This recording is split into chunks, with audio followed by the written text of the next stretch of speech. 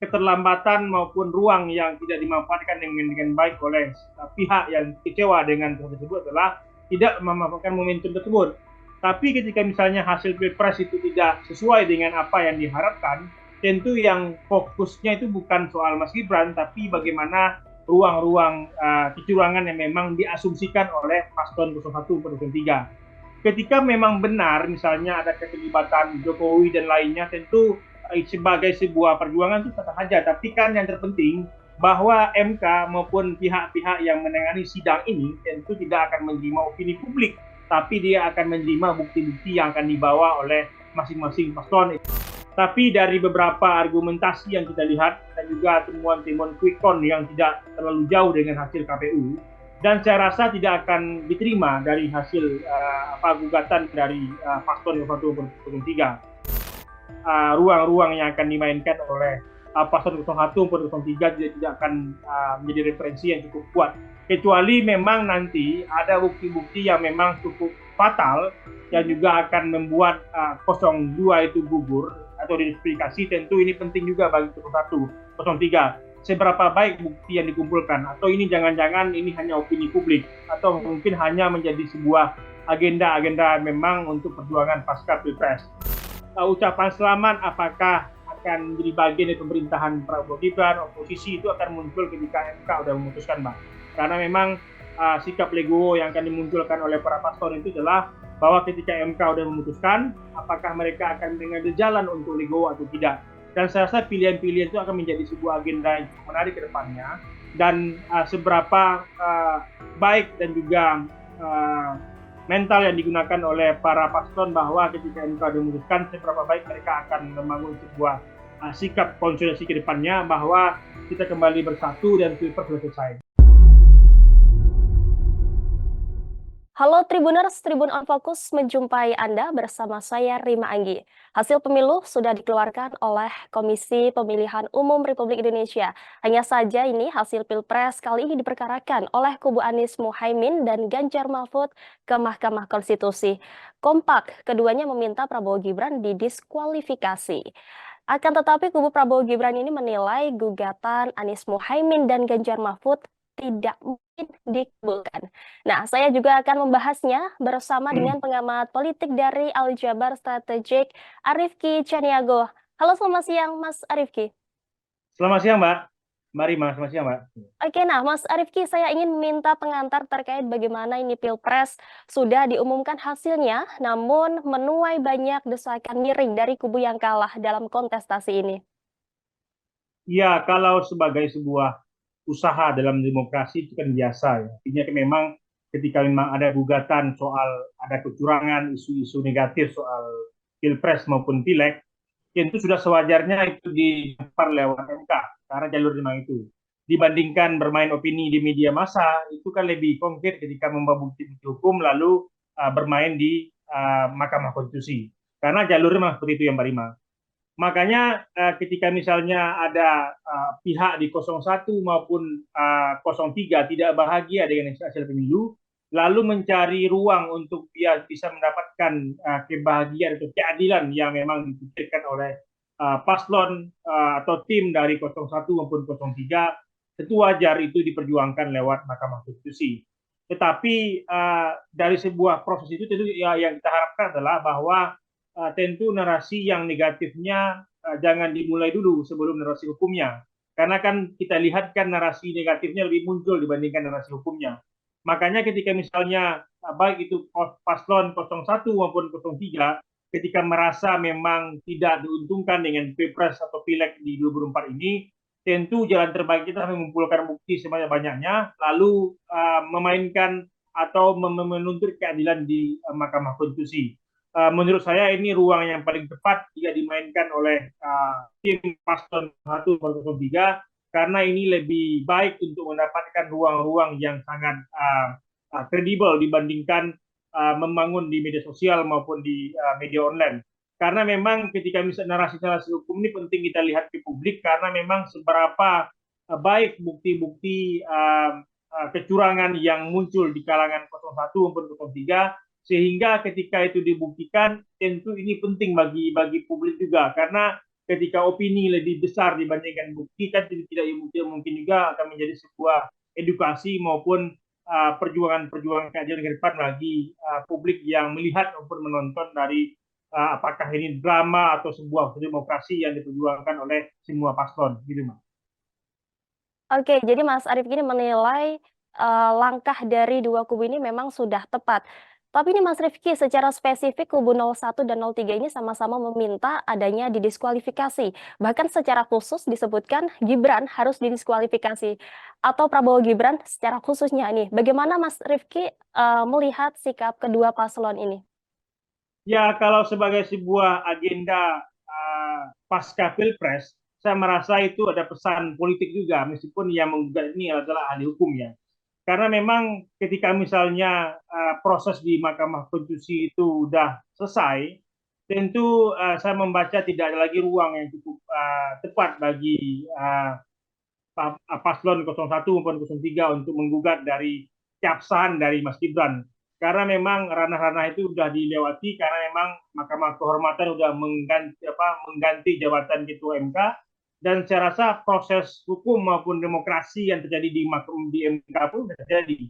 Artinya ketika misalnya Gibran yang menjadi sasaran bagi paslon 01 maupun 03, kalau memang faktornya wajib didiskualifikasi mungkin karena soal prosesnya itu, artinya di masing-masing tim ses itu baik itu 01 maupun 03 itu tidak percaya dengan hasil Mahkamah Kehormatan MK yang sudah mengganti posisi dari Anwar Usman.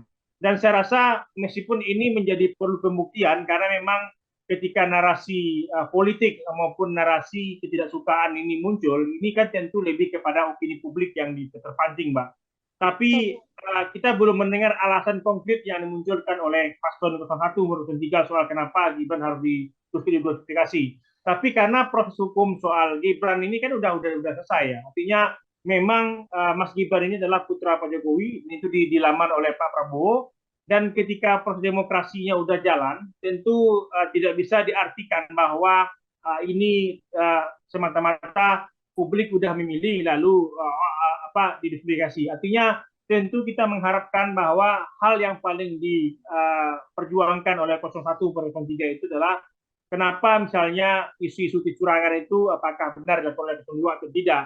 Tapi kalau misalnya personal Gibran itu tentu tidak tepat menjadi agenda yang cukup penting karena momentum Gibrannya sudah selesai ketika Mahkamah Kehormatan memutuskan Ketua MK Anwar Usman bersalah. Dan saya rasa fokus yang harus dilihat itu adalah seberapa potensi kecurangan dan apa temuan dari paslon 01 maupun 03 sehingga layak untuk mengatakan bahwa kecurangan terjadi di Pilpres 2024. Oke nih, hasil rekapitulasi akhir ini juga disengketakan oleh paslon 01 dan 03 ke Mahkamah Konstitusi. Dan sama-sama adu kuat dengan ahli hukum di bidangnya. Bagaimana Mas Rifki melihat ini? Ya, kalau saya membaca tentu kita kan tidak bisa berkesimpulan lebih awal soal apa alasan memunculkan diskualifikasi untuk Mas Gibran dimunculkan oleh paslon 01 maupun 03. Tentu sebagai sebuah demokrasi kita juga harus menghormati ya. Tapi saya memandang dari segi politik bahwa isu-isu yang soal Gibran ini kan seharusnya diperjuangkan lebih awal oleh 01 per 03. Ketika misalnya Mahkamah Kehormatan itu mengganti Ketua Anwar Usman dan juga kita puas dengan keputusan bahwa Gibran tidak masih diberi ruang untuk maju soal umur 40 tahun, tapi dia di bawah 40 tahun. Dan saya rasa keterlambatan maupun ruang yang tidak dimanfaatkan dengan baik oleh pihak yang kecewa dengan hal tersebut adalah tidak memanfaatkan momentum tersebut. Tapi ketika misalnya hasil Pilpres itu tidak sesuai dengan apa yang diharapkan, tentu yang fokusnya itu bukan soal Mas Gibran, tapi bagaimana ruang-ruang kecurangan yang memang diasumsikan oleh paslon 01 per 03.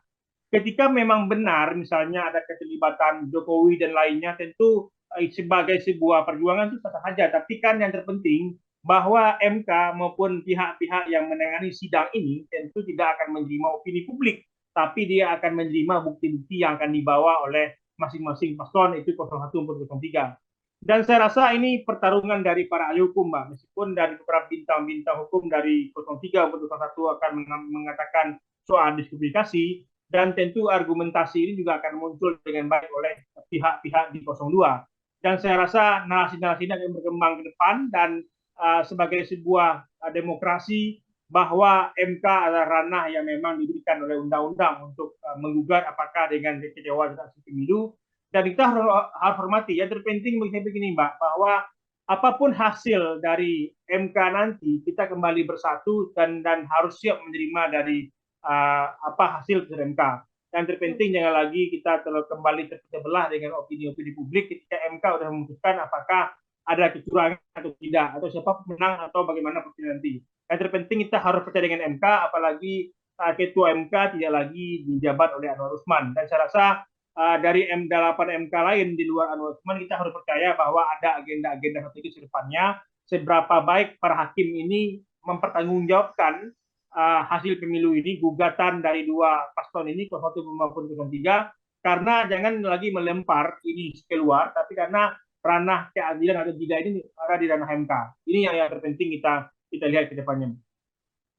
Oke, apakah dari kacamata Mas Rifki, gugatan MK ini akan bisa dimenangkan oleh paslon 01 dan 03, atau akan seperti tahun-tahun sebelumnya berujung ditolak oleh MK? Seberapa besar peluangnya, Mas Rifki? Dan saya rasa kita belum punya sejarah ya, artinya ditolak ya dengan putusan dari hasil MK Pilpres. Tapi saya membaca secara politik ya Mbak, artinya kalau kita melihat kemenangan Prabowo Gibran ini kan menang tebal nih Mbak. Artinya menang tebalnya artinya ketika digabungkan suara pasal 101 maupun 03 pun juga masih menang dari 02. Artinya bagi saya ketika memang ada potensi kecurangan tentu juga akan ada nantinya. Tapi masalahnya ketika misalnya ada potensi kecurangan ditemukan di 02, apakah 01 maupun 03 yang tidak merasa ada kecurangan yang dilakukan? Ini kan juga akan saling terjadi di kalangan yang akan melihat peluang-peluang kecurangan nantinya. Tapi dari beberapa argumentasi yang kita lihat, juga temuan-temuan quick count yang tidak terlalu jauh dengan hasil KPU, dan saya rasa tidak akan diterima dari hasil gugatan dari paslon 103. Karena pertama tentu kita banyak pertimbangan. Kalau kita ngecek lembaga survei maupun konsultan politik yang akan quick count, baik itu yang mendukung 01 maupun 03, ini kan juga menyatakan bahwa Prabowo Gibran tidak lebih maupun kurang itu mendapatkan 58%.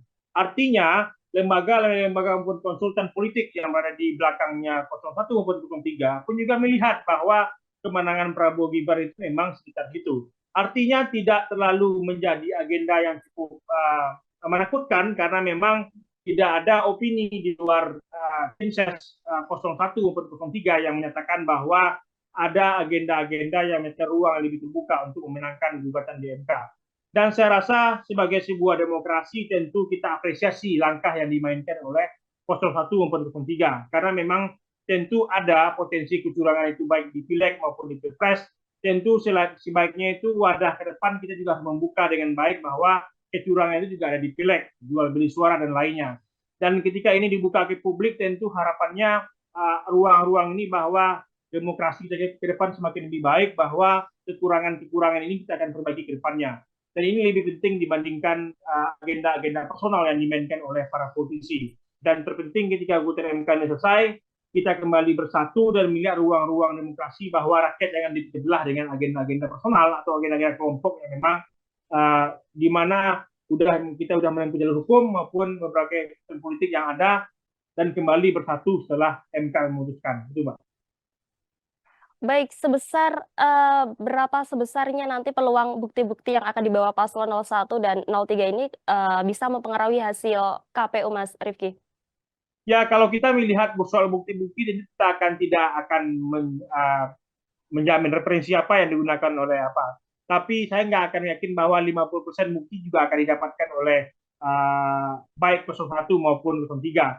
Tapi rasa buktinya itu ada, karena kan beberapa clue yang dimunculkan oleh 01 maupun 03 juga ada clue-cluenya bahwa mereka akan punya bukti soal kecurangan. Tapi terpenting saya tidak akan melihat bahwa itu tidak akan banyak, tidak akan besar, karena memang ruang-ruang yang kita lihat itu adalah bahwa bukti-bukti ini kan juga tidak terkait dengan hanya 02, tapi juga ada mungkin saja itu diakui oleh 01 maupun 03.